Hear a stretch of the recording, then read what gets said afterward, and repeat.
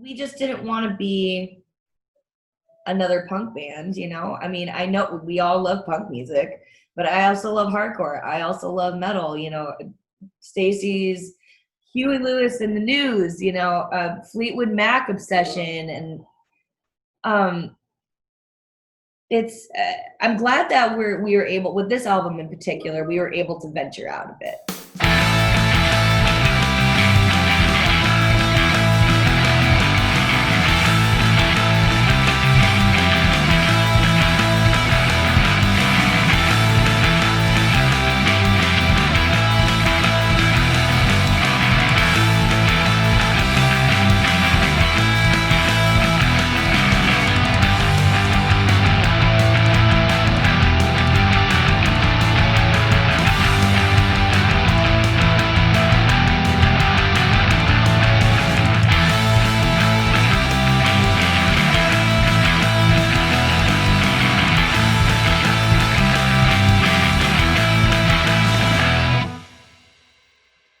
Hey, Lynn, how's it going?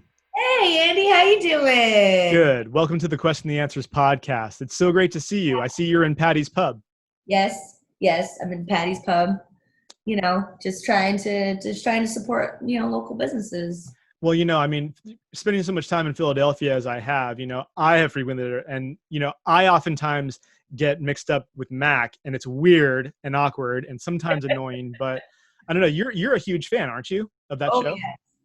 Yes. Oh yes. Yeah. That show is the most hilarious show I've ever come across. And I'll never get sick of it. I can watch reruns for days. They just keep setting the bar lower and lower and lower. Anyone that doesn't know, Lynn Lee is the bass player / vocalist / badass of Bad Cop, Bad Cop. And, you know, you guys just put out a brand new record not that long ago on Fat Records. And you know, give us an idea about, you know, the record, and maybe tell a little story about what the album encompasses and, you know, what to expect. Well, I mean, this album, as opposed to the last one that we put out, Warriors, in 2017, I feel like it was just, in 2017, it was just such an intense, like we were coming out of the bullshit of 2016. The continuous bullshit that we're going through. But 2017 was kind of like, it was just like a reaction, you know, the reaction album to the bullshit, right? And just, you know, it was rightfully so. We were all, I mean, I was fucking pissed off. And that's what inspired me to write the songs that I did, because I was fucking pissed, you know? But with this album, I mean, it took us over a year to make the ride. And, you know, it, unlike Warriors, which only took like a few months to like write, record, and mix and master, and this one took like a whole year. We actually we were appreciating the time that we were putting into it, because we wanted to make it, we wanted it to go to the next level, you know? I mean, as any band wants to achieve with their albums, you know what I mean? You can't just release the same thing over and over again. I mean, you could. And people could like it because it's like, oh, it's their sound. Great. But there's something just like the desire to want to like challenge yourself, to open up, and to be open to experimenting with different things. And I know that like with this, because, you know, it, like I said, it took a year to make, and I know that all four of us were going through different things during this time, you know, like what, you know, with Stacy, she had she had gotten kicked a few times, and then she still fucking came out of that shit like, I'm here. Right. And I'm gonna own this shit. So you know, with everything from being hospitalized twice after one of them after a long weekend that we were doing a few shows, and then after Europe, she was stuck in the hospital, you know? And she got diagnosed with fucking breast cancer. Like that's intense. And I cannot imagine what could possibly go through your brain. But she was able to take that experience and to move it in a way where it was only going to be beneficial for her. Like, she really is dedicated to focusing on mental health and self-care. I mean, she does self-care Take Care Tuesdays with Beebs from Beebs and the Moneymakers. Jenny as well. Like, she, really opened up and went down different roads that she didn't come across before. And I think both of them, both lyrically and musically, this album, yes, it has like our signature, like 3-part harmonies, great. And some of the songs have like this, very similar hooks to previous songs, which is fine.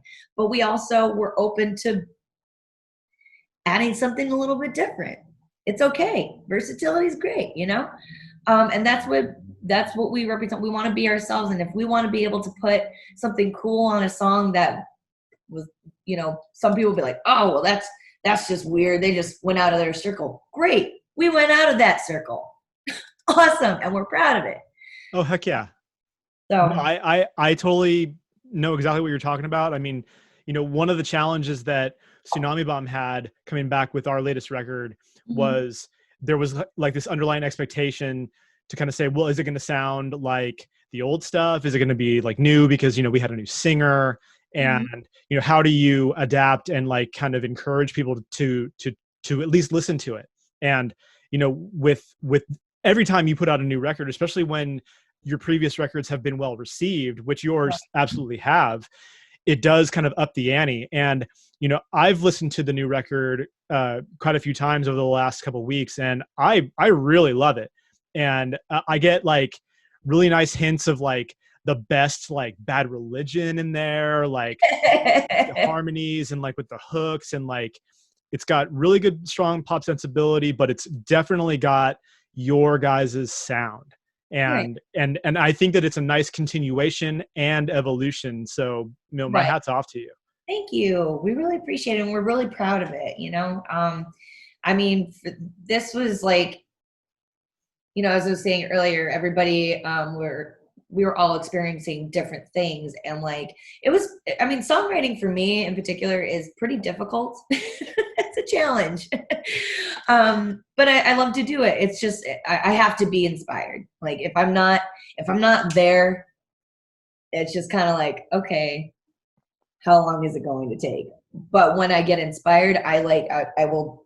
My focus just narrows down, and I'm like, I'm gonna get this done. And it wasn't like we were on tour with Dog Party and Pity Party, and it was like I was seeing more and more videos of families being raided by ICE. Those were coming up, and they were just popping out of nowhere. You know what I mean? Well, not out of nowhere, but like a lot more than I was even paying attention to. I'll admit it. And, coming from a family of refugees and immigrants, like, that is something that is personal to me.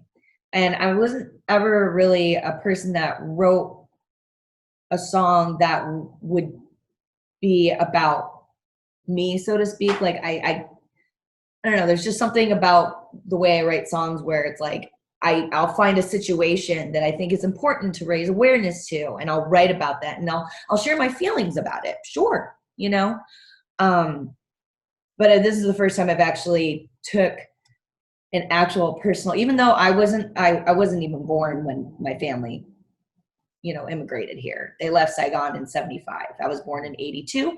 Hi, world. But I can't imagine what that's like. I can't imagine having no other choice but you have to get the fuck out of here, and you have to put yourself in the most precarious situations where you don't even know if you're going to make it out on the second end, just for the opportunity to have a second chance, just for the opportunity. And there are people that haven't had that luck, and there are people that have made it and are being fucking sent back. Like, what the fuck? And it wasn't until, becoming more aware and informed about our immigration policies and the deplorable and disgusting actions of ICE agents and putting these people in detention centers was the trigger for me. And I was able to write 2 songs about it, from basically 2 songs about immigration, refugees, asylum seekers, but in 2 different perspectives. And I'm hoping that the experience that my family had to go through, because even though I didn't go through that at all, it shaped me to be who I am. Sure. It shaped me to be empathetic to that situation, because I don't know what that's like. I have no idea what that fucking is like, you know? But I sure as hell am not going to tell somebody that they're not allowed to be here. Like, right. Yeah. You know what I mean? It's fucked up. You know, it's a really strange phenomenon. At least, I don't know. It's strange to me, at least, you know, and I consider myself to be a pretty empathetic person.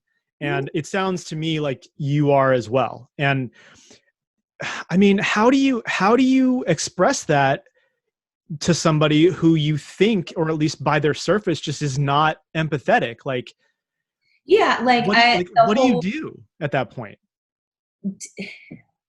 You have to just keep going. Yeah.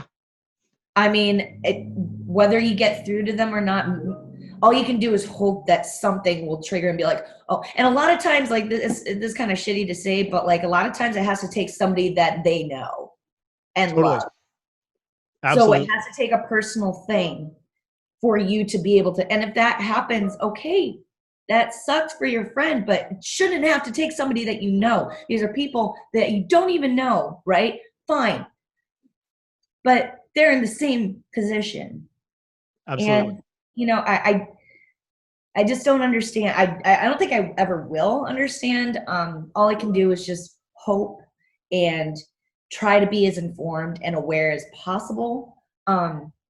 Sharing as many resources as I find that are credible. Right. I've been caught, trust me, I've gotten called out sometimes where I didn't do enough research, and I'm like, shit, and I will own up to it, and I apologize, you know, but we just got to keep trying. You know what I mean? Like, right. These people do not have a voice. I'm gifted this platform. I'm gifted, and I'm not like, you know, an influencer or anything like that, but I have enough where I can at least use this to be like, hey, this is what's happening. You can make if you'd like to, please, you can go ahead and just share this post, or feel free to make a donation to RISIS, or NLGLA, you know, any advocacy group that would help represent asylum seekers, refugees, immigrants, people that are at risk of losing, you know, being evicted, you know. I don't like, I will never understand the excuse was, well, they should have came here legally. Does anybody, I guarantee you, unless you are an immigration lawyer, right? And I don't even know the full extent of it, but I've gotten a good glimpse of what it would be like to try to obtain citizenship. Right. And it is, you better make sure you have some fucking money. Absolutely. And the thing is, people coming here being asylum seekers don't have money. Yeah. You already set them up to fail. Totally. Like, yeah. Fuck on them. Like, what can we do? What can we do to possibly change this? Right now, all I can do is just speak up about it. I don't know what the answer is, but I work, you know, I'm friends with a lot of people that are very active on this particular topic. And that's what we can do right now, you know, and as long as we're moving forward, you know, in the right direction to help these people, like we're in the middle of a fucking pandemic too. I know, right? We're in fucking detention centers enclosed behind these fences and just in deplorable conditions. Like, it is fucked up. Yep. It is mind-boggling. And anybody that is like, well, I should have came here legally, can fucking suck my dick. Yeah, sorry. Wow, I couldn't have said it better myself. I mean, yeah, it's an interesting time. Well, I think it's always been an interesting time to be like any kind of artist. And like you mentioned, you mentioned while you were talking about this, it's like, you may not have the same numbers of people that follow you or your band as like, say, Kim Kardashian or like Kanye West or even like Bono or something like that, you know? And I mean, we're talking about two different extremes there. We're talking about a person like Bono who like literally is trying to feed people and end AIDS, right?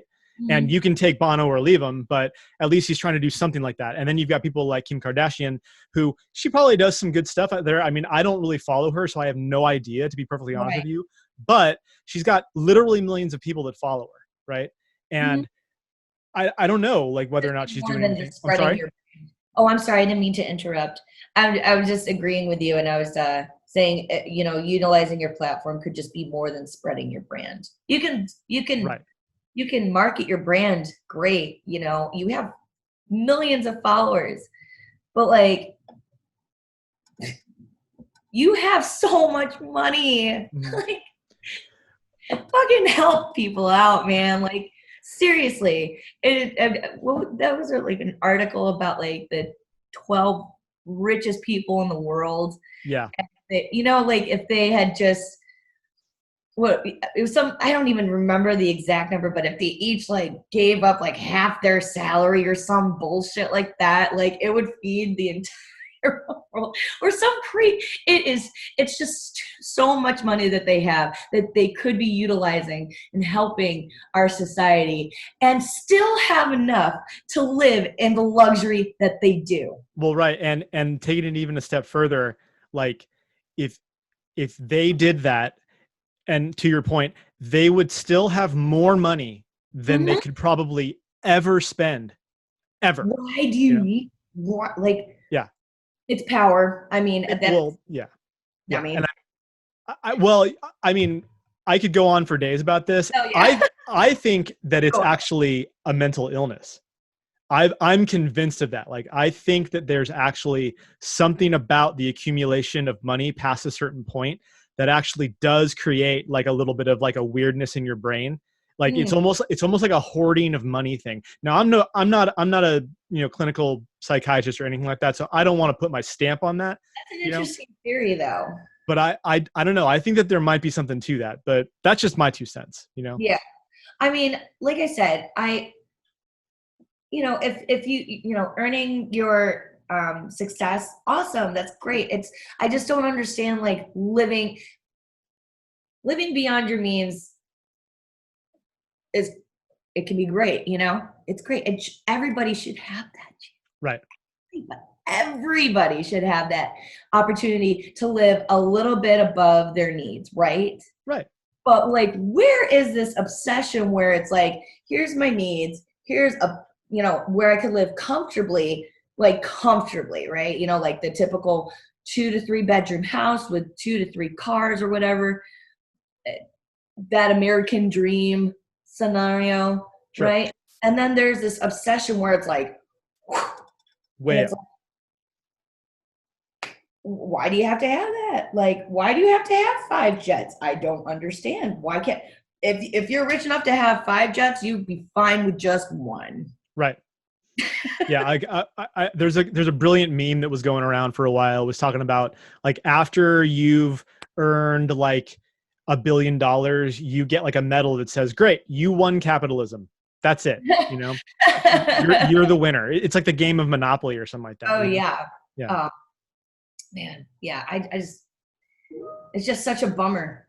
You know? Well, I mean, it opens up like the conversation to so many different things. Cause I mean, it kind of does all unfortunately tie into even like the issues that we have with immigration. You know, I mean, you know, part of the reason why we close our borders is because of this whole idea. It's like, oh, well, we're going to let too many people into the country and they're going to steal our money. And it's like, oh my God, I can't. What? I can't. How do you tie those two things together? I mean, I don't know, but I mean, nonetheless, I think it's great that, I mean, a band like Bad Cop does try to elevate these conversations through your guys' art.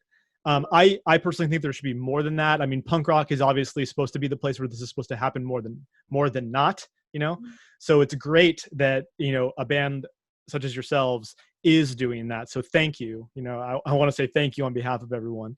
Well, thank you for supporting but, it. You know, I'm sorry. It said thank you for supporting and liking it. Oh, of course. No. And, you know, we've had the pleasure of sharing the stage a few times, and, you know, people that may not know this, you've actually joined Tsunami Bomb a few times, over at Fest, and you played bass for us on a couple of tracks. That was really fun. That was really fun. That was super fun. When Dom had asked me, I was like, oh, thanks. I'll absolutely do that. Yeah, it was, I mean, it was something that we had kind of been like plotting for a while, you know, because we knew that we were going to be in the same place. Right. And we just thought, dude, like, Lynn's such a badass, you know, we got to ask her if she could do it. And it kind of made this great like sense, because Dom's kind of like this tall, like kind of, you know, like, you know, lumbering guy, you know, and then you're just like this kind of stacked powerhouse, like, you know, shorty, and like it's just so much fun to like see the difference, because well, I mean, when he was handing me the bass, I'm just like, you're gonna have to adjust the strap for me. Totally. There's a few photos out there on the ground right now. Totally. No, I mean, I remember seeing it, it's like, oh man. Yeah. We made it work, and it was so fun. That was way fun. No, it turned out so much better than we had ever hoped. So we really appreciate that. And I mean, hopefully somebody out there, I'm sorry. Thank you so much for asking me. Oh, for sure. No, it was so much fun. You know, speaking of Fest, I kind of wanted to touch on something. So you guys have played Fest a few times, and you've done a lot of these big festivals now. It's like you kind of becoming one of the regulars of a ton of these fests, which is fantastic. But at Fest a couple of years ago, apparently you guys set a record for playing the most sets of any band ever. And it was 5 sets, right? Well, it was Fest and pre-Fest, I think. Like, I see. Okay, got it. Because we played 2 shows at pre-Fest. So we did a full show, like a full band show, and then we did an acoustic set. And then we played a full band show at Fest. Then we did an acoustic set, and then we did a secret full band show. Right. It was crazy. But I mean, yeah, that makes for a pretty wild weekend. I mean, because Fest is already, anyone that's never been, is, you know, it basically takes over downtown Gainesville, Florida, which has, I can't remember, it's like 10 or 12 different bars and clubs. Yeah. It may even be a few more. And then they set up like some ones that are a little bit more, they're not like specifically clubs, but they just kind of set them up. And then, you know, the bands, you can kind of walk around from venue to venue, and it can get kind of crazy, you know, especially the logistics. I mean, we're not talking like South by Southwest crazy, but it's still kind of gnarly. And I think for you guys to like do that over the course of the weekend, as well as handling any kind of like outside personal stuff, and like, you know, just wanting to take in some downtime and go see another band play or something like that. Sure. Yeah, that sounds like quite a lot. I mean, because we did 2 sets last year, and that was still like kind of like, both of them. That's right. Yeah, you did. And I mean, that was already kind of like a lot to ask, just because, you know, we want to go there and we want to have fun, and plus like some of us had to leave early, so we had to like plan for that. But man, like, that's insane, and I applaud you, because that would have drained me. So. Yeah, I think what helped was the fact that we made sure we had a couple acoustic sets in there. I think 5 full band sets within 3 days, or 4 days, would have been a bit tough. Sure. But you know, it was just like, fuck it, let's just do it. Let's just give it a try. Love it. So it was, I mean, it was tough, but at the same time, it was super fun. Like that's the thing about Fest. It's like one giant family reunion, like friends you haven't seen since you know, saw at Punk Rock Bowling, or, you know, since Punk Rock Holiday, or in Europe or whatever, and then you see them all at Fest, and you're like, oh my god, it's a reunion. Like, it's a wonderful festival. It's like, it's I don't know, it's one of the few festivals where it just feel at home, you know, because you just see so many of your friends, and like, you're not getting lost at like, you know, in like a mud field or something like that. I don't know. There's just something about Fest that it definitely separates itself from other big festivals. Even though it's like one of the smaller ones, Mhm. there's something, I don't know, there's just something wholesome and friendships, you know?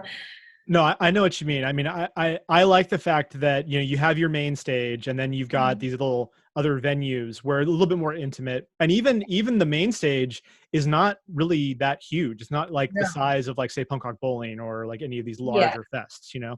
So even like the main stage can be a lot more intimate and I don't know, it feels a lot more like manageable, not only from like a logistics standpoint. Then again, I've never run a festival like that, um but I don't Or, know. I mean, like I've certainly enjoyed going to Fest as a audience member, mhm, as well as being someone who had the privilege of playing. So right. nice. I hope that we can come back.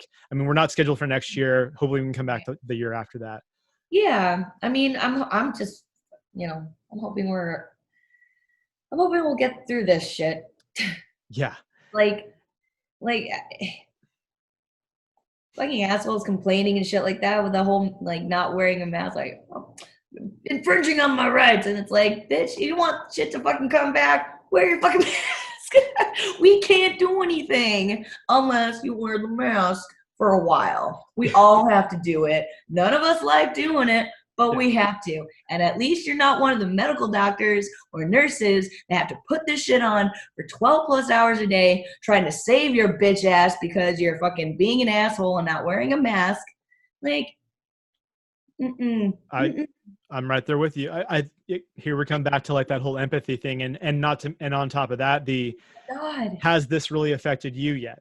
You know, like Uh, have I mean, I know some people even that have had people get very sick and and maybe pass. even die, and they're still a little bit more resistant to really, you know, adhere to Yeah, like everything, and it's troubling. But yeah, it really is. I mean, I don't know anybody personally. I mean, I've known people that have contracted it but have gotten through it and stuff like that. But I know friends that have had family members or friends of theirs who have passed away from from COVID, and like this is I'm so sick and tired of are these bullshit conspiracy theories. Like it is, it's so crazy. Like I can't even with these people. Just at this point, I'm just like, if you decide to wear a fucking mask, or decide not to wear a mask in public, if you make the choice of to not wear a mask in public, then you forfeit your right to receive any sort of medical attention when you contract this virus.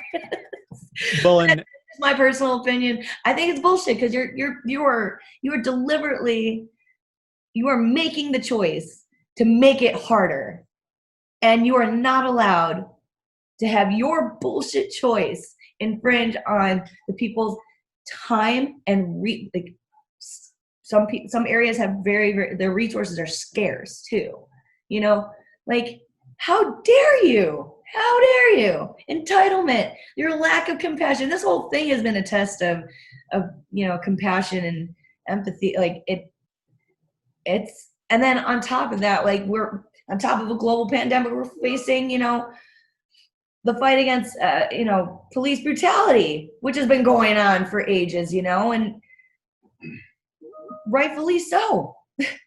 yeah, And then I you have mean, people trying to retaliate against all that and saying like whatever that I can go on and on about it. I shouldn't, but well, you know, all of this stuff that you're talking about and that we're discussing is happening. It has been happening. Unfortunately, it's nothing new. I mean, the COVID thing is the newest thing, yeah, which is huge. And then, yeah, you know, we're talking about systemic racism, police brutality, like entitlement issues, like the fact that, you know, we have uh, the worst human in the highest office in the land, you know, and like, and you can quote me on that. Like he is. I agree with you. yeah, 100%. yeah. And it's just, it's so frustrating to try to have these conversations with people who don't agree with you, and try to maintain composure and grace and be thoughtful, Right. while also adhering to the way that you actually feel about it and not implode, and I mean, gosh, like I've had to check out personally. Like, I mean, I have to be very mindful of like how much I engage. And it's helped me to pace myself. Yeah. Cause I've kind of come to that point where I'm at an age, and like, I'm married now, and Oh, congratulations, by the way. You have a beautiful thank wife. you very much. Yeah. Thank you. I mean, I just, I've chosen to just like, you know what, I've got my politics. I know the way that I feel, and I'm not going to spend more time than I need to. But I do think it's important that you have to speak up, and you have to act. You can't just do nothing, but you can pace yourself. And it would be nice, I think, if we saw more people doing that, because then it would kind of spread it out a little bit more. And I think maybe we wouldn't feel like we had to take on as much.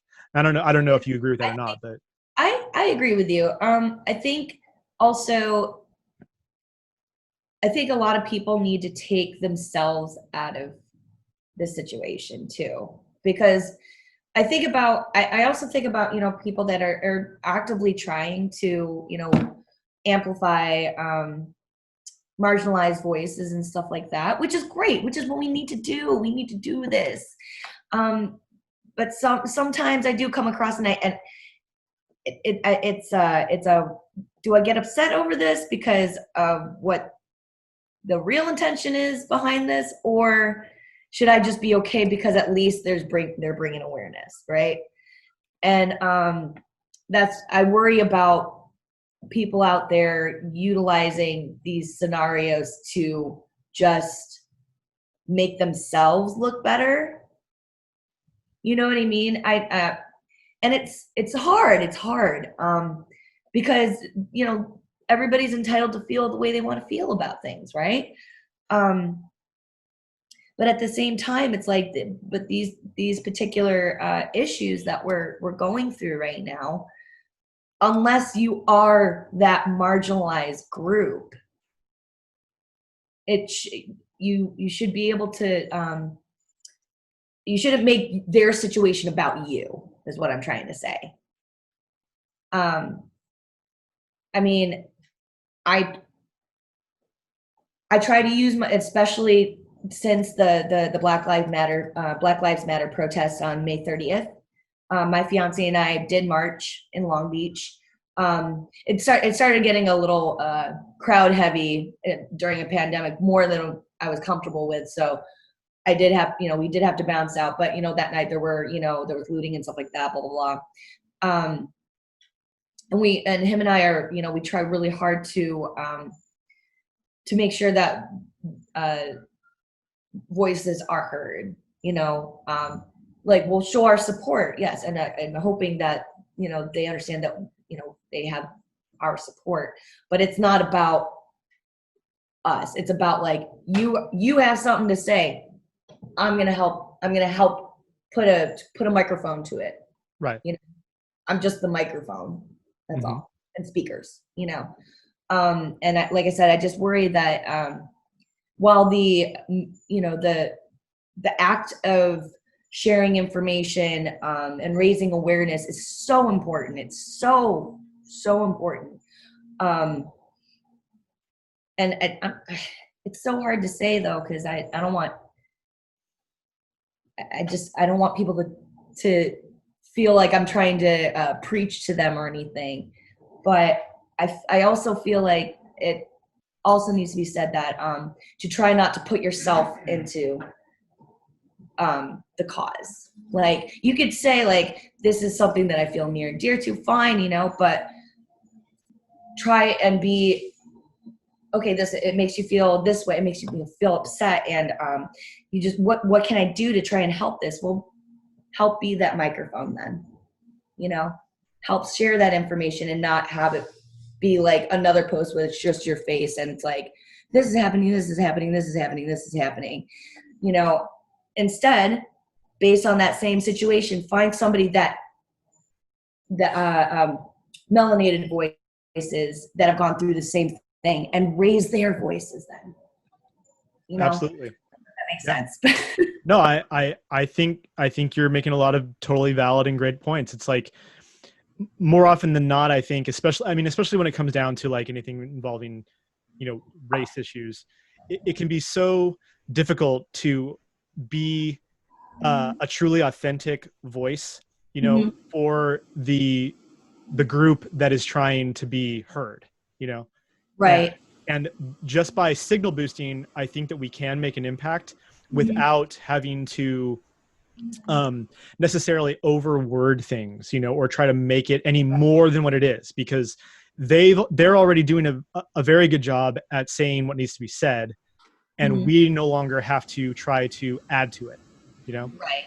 And because we're not going to understand that. Like we're not, I mean, we can try and we can be empathetic, but we can't always speak to that experience, in the same way, So I think that that's 100% a very good thing that anyone can do, and I would definitely encourage people to do that, especially when it does impact them in a way and they think, oh wait, that actually makes a lot of sense. Right. Like I agree with this, Yeah.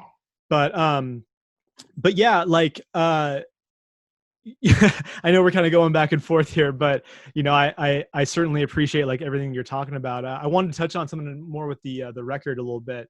Sure. So Fat Mike produced the record, right? Yep, him. It was a team. It was with Fat Mike. It was also with Johnny Carey that used to played in Old Man Markley. Okay. And then Mike had this little, and Baz. He was the conductor while when NoFX was playing The Decline with a full orchestra. And they have a production company called The Decomposers. Okay. So I think, not positive on this one, but I think we were the first band that they got to work with like collectively like that. I could be totally wrong, but they worked with us. So that's awesome. I mean, without having to necessarily go into too much detail, I mean, what did that look like? I mean, like, what was their contribution kind of based around? Was it like helping with everything from the songwriting to like getting tones and like all that stuff? I mean, was it kind of like it was the whole shebang. It was the whole thing. That's awesome. Yeah, it was. There was, if anybody's ever experienced having to do songwriting and recording, there are definitely times of intensity and frustration, as any musician has ever gone through. But regardless, I really appreciate the work and the time that those guys put into our album, and this, not even just recording, but with the songwriting, with maybe a different way of playing certain parts, helping me write lyrics, because I'm the worst with that. Same here. I'm not very good at it. Oh God, I'm the worst. But also, I'd like to give a shout out to Davey Warsaw, that helped produce a few of the songs as well, and has helped produce all of our previous albums too. So he definitely gets a shout out there too. But yeah, like I'm grateful to be able to work with, a group of rad people that feel really passionately about not only our songs, but us as people, us as a band. They genuinely do care about us. So that's comforting. Now, in terms of like being on the Fat Records roster, you guys feeling, I mean, obviously you feel at home there, you've been there now for this is the third album on Fat, right? Yes. Yeah. So third full length. Our first album was an EP or LP. Okay. EP, sorry, EP. I'm getting them mixed up now. Got it. Yeah, because like the Fat roster has definitely kind of gone through, I wouldn't say like a ton of like crazy changes over the years or anything like that. I mean, but it's kind of neat. Like they brought on like a Suicide Machines record, which I didn't expect to hear about. I mean, not that I didn't think that it would ever happen or anything, but I guess I'd never expected, Suicide Machines would be on Fat. So that was pretty neat. But yeah, And Um, he also released a Sick of It All album too. yeah, and I mean, obviously we got the Bomb Pops and the new Pears record. I think is fantastic. Hmm. Um, and then I've heard all these rumblings about a Fishbone record. I mean, I don't know. I don't know. Well, I don't know if it's necessarily going to be happening on Fat, but I know that Fat Mike's like working with them or something like that. Oh, yeah. I think that's true. I'm not really been following. I mean, well, I'm not asking for secrets or anything if Oh you yeah, have me, but I just have no idea. I'm actually kind of intrigued by that because I love Fishbone. I know. And I don't know, like the idea of having Fat Mike kind of behind the scenes with that seems very interesting to me, you know? Oh, I could only imagine what that would Yeah, be. just because I mean, it's funny, like, 'cause, I grew up with the Fat Records, group of bands like Lagwagon, Propaganda, like Screw 32 was like one of my favorites back in the day. Mhm. And there's always kind of been like that quote unquote fat sound, right? And a lot of that Yeah. came from the fact that Fat Mike had a lot to do with the production of it, and they were doing a lot of that stuff at like Motor Studios in San Francisco, like Mhm. same engineer, kind of all that stuff. And I mean, the bands are obviously different, but there was kind of like this cohesion. Were you guys ever like concerned about like being lumped into that at all, or do you feel like Bad Cop had its own thing and you were able to avoid that? I think both. Okay, fair. Yeah. Well, I mean, we just didn't want to be another punk band, I mean, I know we all love punk music, but I also love hardcore. I also love metal, Stacy's Huey Lewis and the News, Fleetwood Mac obsession. And um it's I'm glad that we were able, with this album in particular, we were able to venture out a bit. But we were, I mean, I know that was a little bit of a concern, like, oh, is this gonna sound like a song that Fat Mike wrote, or is it gonna sound like a song that we wrote? Which is not to say Mike's not a great songwriter. Like, he's a great songwriter. But we may not want to necessarily sound like that. Or like if he helps us with writing a song and it hits a note where it's like, that sounds just like a NoFX song. And granted, I will say with any song that I've written in this band, they all sound like Bad Religion. So Okay. um Hey, Bad Religion's a great band, man. oh, I know. Yeah. Woo! There you go. Yeah. But I mean, but that's like just one of my influences. Like, it's just like an automatic thing that happens in my brain. But yeah, it like a concern of ours was like, oh, we're just gonna sound like another Fat Records band with that signature sound, especially when you go to that half step down in the chords and whatnot. But he was, we were able to implement both a little bit of that fat sound, but also our sound, which isn't just one thing. The only one thing it is 3-part harmonies. Cool. Well, I mean, it works. It works for you guys. I mean, I genuinely think that it's a solid record, and the tunes are great, catchy, tons of energy, and I feel like it is different from that quote unquote fat sound, and it's like, it's just Bad Cop. So Yeah. my 2 cents, but Yeah. I was intrigued to kind of know like a little bit what was going on like in your guys' heads, like, because I think that it's true. Like, it can be very easy to feel like you're going to get lumped in, especially when there is like a label that does kind of have that sound associated with it.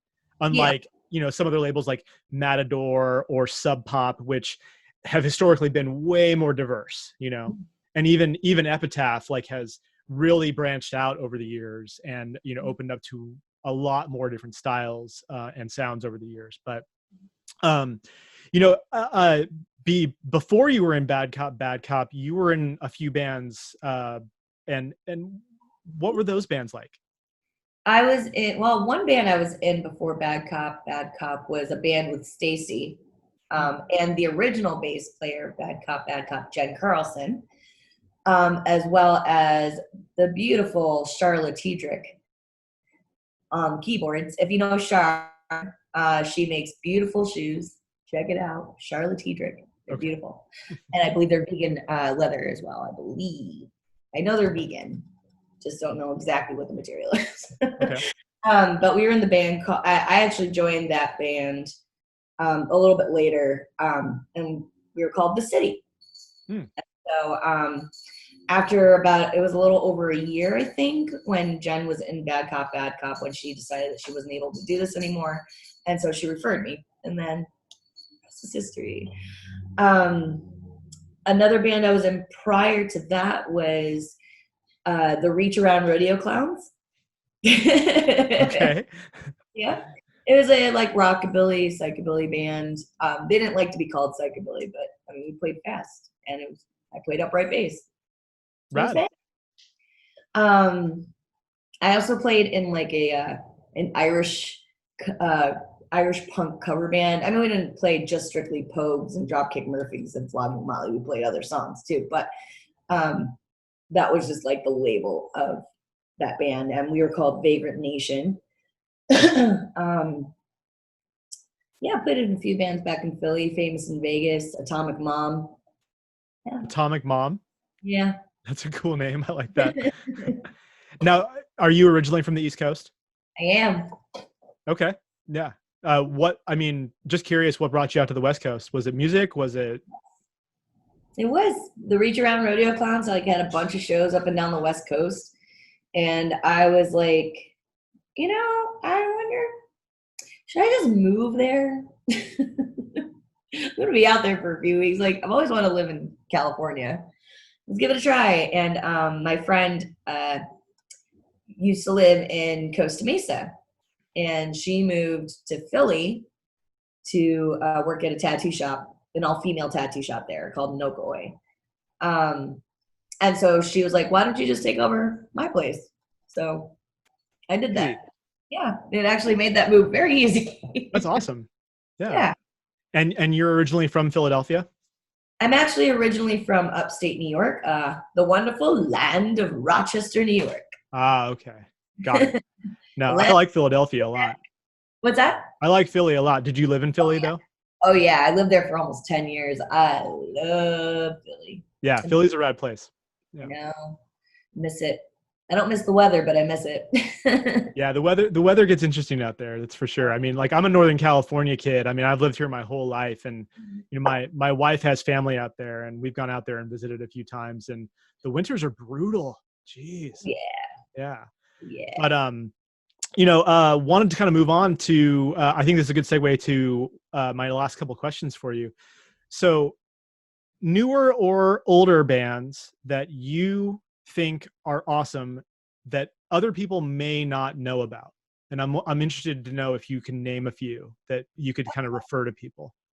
Well, one, a local, well, actually, I would say they're an LA band. They've gotten written up in the LA Weekly, but they're predominantly one band member lives in Long Beach and the other two live in Alhambra. But they're called Bella Novella. I've heard of them. Yeah. They very good friends of ours. And they are so rad. I remember seeing them for the first time and my mind just went not even because the music itself is just it's metally, it's disco-y, and Jania, the drummer, she is just this ball of energy and smiles on the drums, and her husband Jake is just shredding guitar, and Jackie is singing. Her voice is incredible, and she plays a guitar. Rad. Incredible. They're so awesome, and they're such awesome people. And Jackie's a nurse. Thank you, Jackie. Seriously. Seriously, girl. Thank you. Yeah. So Bella Novella, and then another band that my fiance Bert told me about, and I've kind of been obsessed with them ever since. I actually talk about them a lot. They're called Meet Me at the Altar. Okay. They are. I think that they don't all live in the same state either. one lives in Florida, another person lives in Georgia, and another person I think lives in New Jersey. But they're a three-piece, and like when they go on tour, they have two other members that are their touring members to fill in for bass and rhythm guitar. But they're just badass women, man. They're just badass. Like they play hard. It's like Rad Paramore. I mean, I got a soft spot for Paramore now, you know, because Haley Williams has an incredible voice. It's like no doubt about that. Yeah. Meet Me at the Altar is like, it reminds me of Paramore with like a little bit of like that pop punk. I can't think of the names. I want to say like Saves the Day or something like that, but incredible. And I highly recommend listening to them if you want to check them out. They're awesome. And actually, Edith, their singer, made a couple appearances in our Simple Girl video. Awesome. Yeah. Another band, actually this band's been around for a long time, but they are releasing a new, a new album, but of older songs. Like, I think it's they redid them basically. And it's, my fiance's band, Kid Finish. They're dropping a new album. When is it? It came out 2 weeks ago. Oh, it came out 2 weeks ago. I'm sorry. Okay. It's all new. Sorry. It's all new songs. Sorry. But they just dropped a new album 2 weeks ago. They're going to have some music videos coming out soon too. So I highly recommend. And like, that was like when we were first dating, he had showed me it, and it reminded me of like that whole like Yellow Card, Fall Out Boy era of popularity in music. Like, it reminded me of that. And it's rad. It's rad as shit. So I think Kid Finish, if you'd like to check them out.